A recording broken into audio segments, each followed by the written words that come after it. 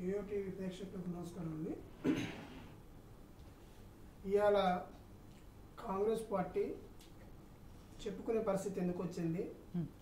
ఎలక్షన్లో పోయిన తర్వాత ఫస్ట్ విడత వేసి సెకండ్ విడత ఏదైతే రైతు బంధు డబ్బులు రైతులకు అకౌంట్లలో పంపారో ఆ పరిస్థితి ఎందుకు వచ్చిందో ప్రజలకు తెలుసు. ఇప్పుడు మేము చెప్తుండో పోతే వాళ్ళకు కూడా తెలుసు. మీరు 9వ తారీఖు ప్రమాణ స్వీకారం చేస్తారు, 7వ తారీఖు చేస్తే మీరు పాత క్లిప్ని ముఖ్యమంత్రి గారు తీయండి.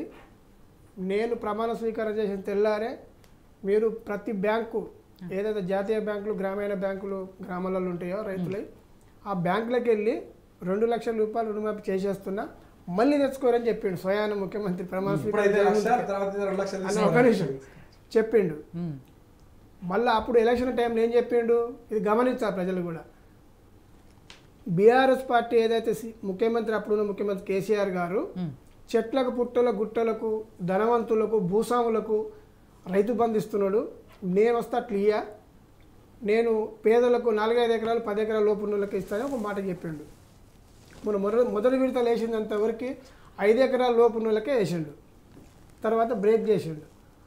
మళ్ళీ ఎలక్షన్లు మన 2 రోజులు 3 రోజులు మొత్తం కంప్లీట్ చేస్తానని చెప్పిండు. 6 ఎకరాలు 10 ఎకరాల లోపు ఉన్నోళ్ళకి మళ్ళీ వేసిండు. అది కూడా అందరు రాలే. మళ్ళీ బీజేపీ వాళ్ళు ఎలక్షన్లో కూడా కంప్లైంట్ ఇచ్చారు, అది ఆపిరు, అది వేరే విషయం. అంటే మేమేమంటున్నాం అంటే ఎలక్షన్ల కోడ్లో కూడా మీరు రైతులకు డబ్బులు వేసే పరిస్థితి తీసుకొచ్చిందంటే ఎవరు? అది బీఆర్ఎస్ పార్టీ. కేసీఆర్ గారు బస్సు యాత్ర మొదలు పెట్టంగానే మీలో భయం మొదలై ఆ డబ్బులు వేయడం జరిగింది.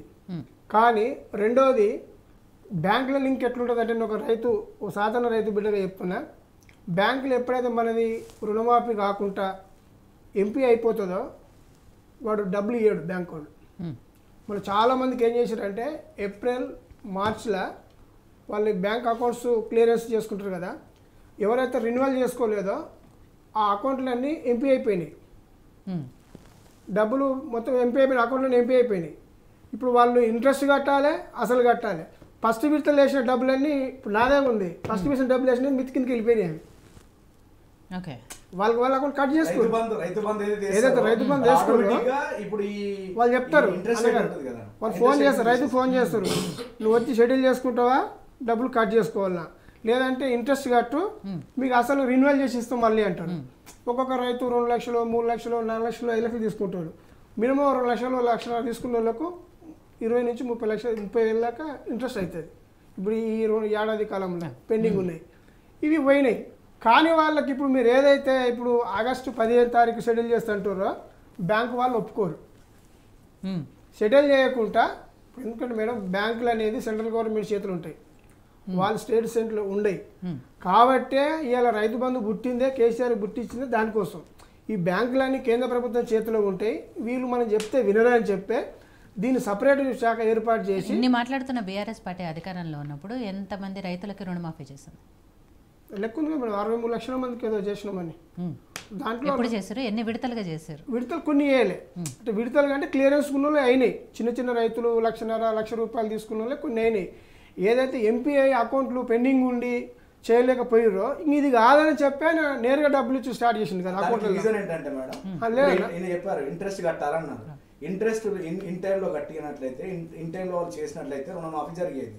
ఇప్పుడు వాళ్ళు కట్టలేక వాళ్ళు డబ్బులు రాక వచ్చిన ఈ రైతు బంధు పైసలు వాళ్ళకు ఇంట్రెస్ట్ కింద పోయి ఇప్పుడు అన్న నేను ఇప్పుడు మిమ్మల్ని అడుగుతున్నా 3% ఇంట్రెస్ట్ మీరు ఎంత మంది కట్టి చెప్పండి, లెక్క నేను ఇంట్రెస్ట్ మేము ఎందుకు కడతాం, గవర్నమెంట్ ఎందుకు కడతా, రైతు కట్టుకోవాలి. తప్పు 0% ఇంట్రెస్ట్ స్టేట్ గవర్నమెంట్ ఏ బ్యాంక్ తెలుసుకోవాలన్నా తెలుసుకోవడం అవసరం లేదు.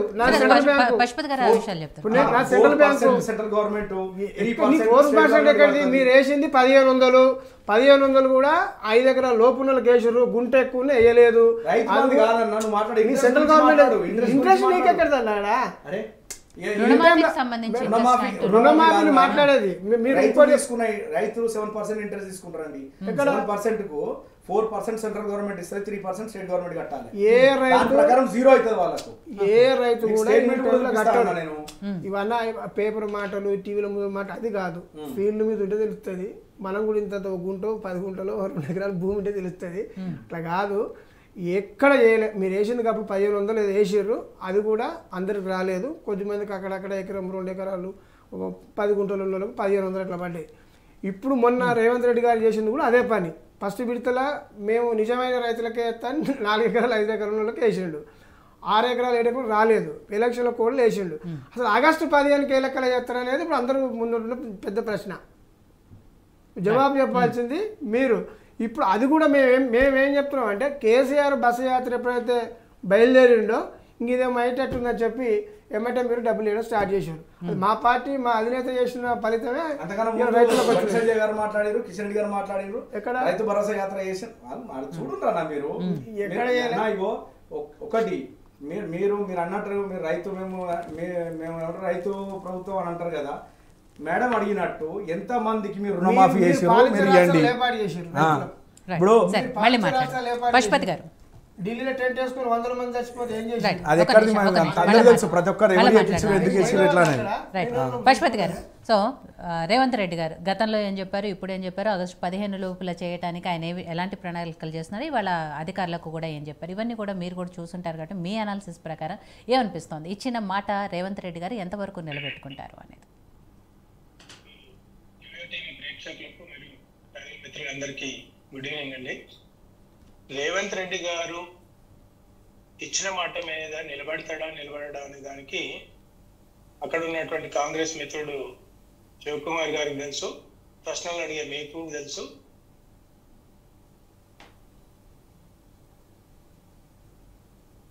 పశుపతి గారు మీ వాయిస్ చెప్పండి. నేనేమంటున్నా, అధికారంలోకి రాకముందుకే అన్ని గణాంకాల ఆధారితంగా ఎక్కడ ఎన్ని అప్పులు ఉన్నాయి, ఎంత డబ్బులు ఉన్నాయి అనేది వేడి తెలుసుకున్న ప్రభుత్వమే ప్రభుత్వాన్ని విమర్శించారు. ఆ సందర్భం తర్వాత అధికారం